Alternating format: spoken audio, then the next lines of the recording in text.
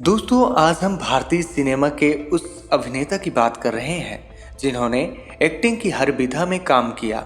अपने सीधे साधे अभिनय से इन्होंने सिने प्रेमियों के दिलों में जगह बनाई। मैं तेरा हो गया, प्यार में खो गया, तोड़ लीड एक्टर से लेकर साइड हीरो और फिर कैरेक्टर आर्टिस्ट तक 40 सालों तक इन्होंने अभिनय किया और केवल फिल्मों में ही नहीं, टीवी पर भी कुछ बड़े दमदार किरदार इन्होंने निभाए। फिर छिड़ी रात बात फूलों की। हम जिन अभिनेता की बात कर रहे हैं उनका नाम है फारूक शेख। फूल गुलाब का फारूक शेख का जन्म 25 मार्च 1948 को गुजरात के बड़ोदरा के पास एक गांव में हुआ था। इनका खानदान अपने गांव का जमींदार माना जाता था। 5 भाई बहनों में फारूक जी सबसे बड़े थे। इनके पिता मुस्तफ़ा शेख एक लॉयर थे और मुंबई में प्रैक्टिस करते थे। वहीं इनकी माता का नाम फरीदा था और इनके पिता से शादी करने से पहले वो एक पारसी थे। इनके पिता चाहते थे कि ये भी उनकी तरह लॉयर बने। इसलिए जब गांव में फारूक साहब की शुरुआती पढ़ाई पूरी हो गई तो इनके पिता ने उन्हें मुंबई बुला लिया और सेंट मैरीज स्कूल में दाखिला करा दिया। इसके बाद सेंट जेवियर्स कॉलेज में इन्होंने ग्रेजुएशन के लिए दाखिला ले लिया। सेंट जेवियर्स में ही ये पहली दफ़ा अभिनय की ओर आकर्षित होना शुरू हुए और कॉलेज में होने वाले नाटकों में इन्होंने भाग लेना शुरू कर दिया। इसी कॉलेज में इनकी दोस्ती शबाना आजमी से हुई, जो कि इनकी जूनियर थे। शबाना आजमी और फारूक साहब ने कई नाटकों में साथ काम किए। कॉलेज के दिनों में ही इन्होंने IPTA यानी इंडियन पीपल्स थिएटर एसोसिएशन भी ज्वाइन कर लिया था और इप्टा के साथ भी ये नाटकों में काम किया करते थे। इसी दौरान इन्होंने रेडियो ड्रामा में बतौर वॉइस ओवर आर्टिस्ट काम किए थे और यहीं से पहली दफ़ा कमाई भी हुई थी। सेंट जेवियर्स के बाद सिद्धार्थ कॉलेज ऑफ लॉ से फारूक साहब ने जब अपनी वकालत पूरी की तो इनके पिता को लग रहा था कि अब उनका बेटा उनकी ही तरह वकालत करेगा। लेकिन दोस्तों के साथ यूं ही शुरू किया हुआ अभिनय अब फारूक शेख का पैशन बन चुका था और अब ये फिल्मों में काम करना चाहते थे।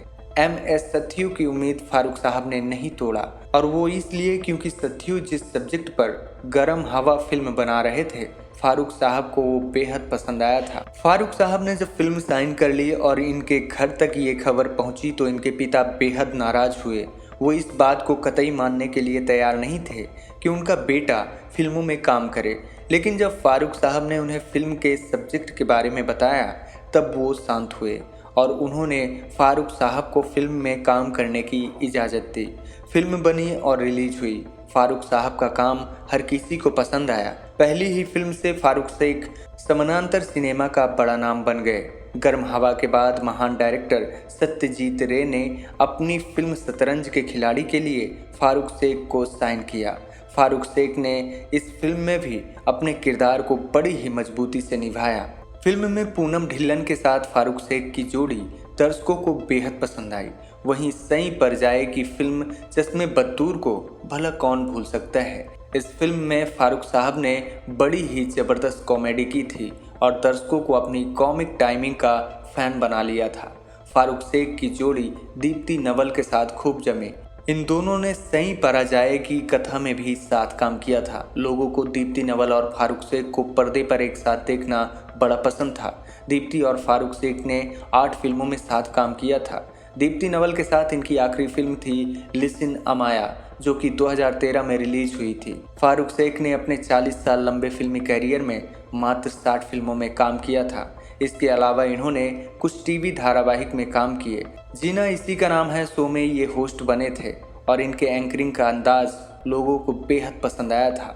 शबाना आजमी के साथ इनका नाटक तुम्हारी अमृता पूरे 20 सालों तक चला था। 26 फरवरी 2012 को इनका नाटक तुम्हारी अमृता आखिरी बार आयोजित किया गया था।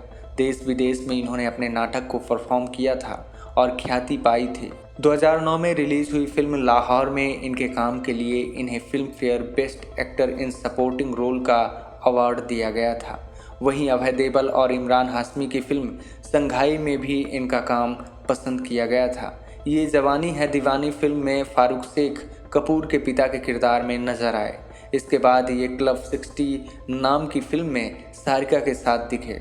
इस फिल्म में इन्होंने अपनी इमोशनल एक्टिंग से लोगों को रुला दिया था। इसी फिल्म के रिलीज के बाद वो मनहूस खबर आई जिसने हर किसी का दिल तोड़कर रख दिया। नए साल के मौके पर फारूक साहब अपने परिवार के साथ दुबई घूमने गए थे। वहीं पर 28 दिसंबर 2013 को हार्ट अटैक के चलते इनकी मौत हो गई। इनके मौत की खबर जैसे ही भारत पहुंची तो फिल्म इंडस्ट्री में मातम पसर गया। इनके फैंस भी इस खबर से बेहद दुखी हुए। हिंदी सिनेमा का एक बेहद शानदार अभिनेता इस तरह अचानक चला जाएगा, ये किसी ने सोचा भी ना था। फारूक साहब के निजी जीवन के बारे में बात करें तो इन्होंने रूपा जैन से शादी की थी। रूपा जैन इनके साथ इनके कॉलेज में पढ़ती थी और इनकी जूनियर थी। रूपा जैन और शबाना आजमी क्लासमेट थे। रूपा जैन से इनकी 3 बेटियां हैं। फारूक शेख उन अभिनेताओं में से एक थे जो सेट पर हमेशा किसी मस्त मौला इंसान की तरह रहते थे। फारूक साहब के मौत के बाद 2013 में एक इंटरव्यू के दौरान दीप्ति नवल ने बताया था कि लिसिन अमाया में उन्होंने 26 साल बाद फिर से फारूक शेख के साथ काम किया था, लेकिन इतने सालों के बाद भी फारूक उनके साथ मस्ती मजाक कर रहे थे। फारूक साहब को याद करते हुए कॉलेज में उनकी जूनियर रही शबाना आजमी ने एक इंटरव्यू में कहा था कि वो और फारूक हमेशा ही कॉलेज में बेस्ट एक्टर अवार्ड जीतते थे। दोनों को 50-50 रुपए मिलते थे, जो कि उस जमाने की एक बड़ी रकम मानी जाती थी। फारूक साहब को बेस्ट प्ले अवार्ड भी मिलता था और उन्हें 150 रुपए और इनाम के रूप में मिल जाते थे। एक घटना को याद करते हुए शबाना आजमी ने कहा था कि तुम्हारी अमृता नाटक का एक शो अमेरिका के न्यू जर्सी शहर में था, लेकिन ड्राइवर के रास्ता भूल जाने की वजह से ये दोनों नाटक स्थल पर 2 घंटे देर से पहुंचे थे। इतने में टिकट खरीद कर देखने आए लोग बेहद गुस्सा हो चुके थे और वो अपना पैसा वापस मांग रहे थे। लोगों का गुस्सा शांत नहीं हो रहा था तो फारूक साहब आगे आए और इन्होंने लोगों से कहा कि आप नाटक देख लीजिए, अगर आपको नाटक पसंद नहीं आया तो मैं आपका पूरा पैसा रिफंड करा दूंगा। इसके बाद नाटक शुरू हुआ और जब नाटक खत्म हुआ तो इन्हें स्टैंडिंग ओवेशन दर्शकों ने दिया। फारूक साहब महज एक अभिनेता ही नहीं थे बल्कि एक बेहद ही अच्छे इंसान थे। 26/11 को हुए मुंबई आतंकी हमले में ताज होटल के एक मेंटेनेंस वर्कर को भी आतंकियों ने गोली मार दी थी। वो अपने परिवार में इकलौता कमाने वाला था। इंडियन एक्सप्रेस अखबार में इसके परिवार की खबर छपी।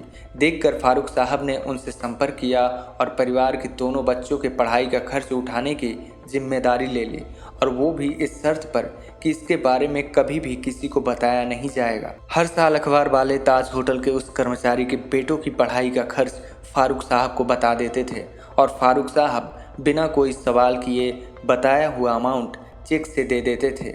तो दोस्तों, ये थी कहानी एक अभिनेता ही नहीं बल्कि एक बेहद नेक दिल इंसान फारूक शेख की, जो शायद बहुत जल्दी इस दुनिया को अलविदा कह गए। मिलते हैं फिर एक कहानी के साथ। नमस्कार।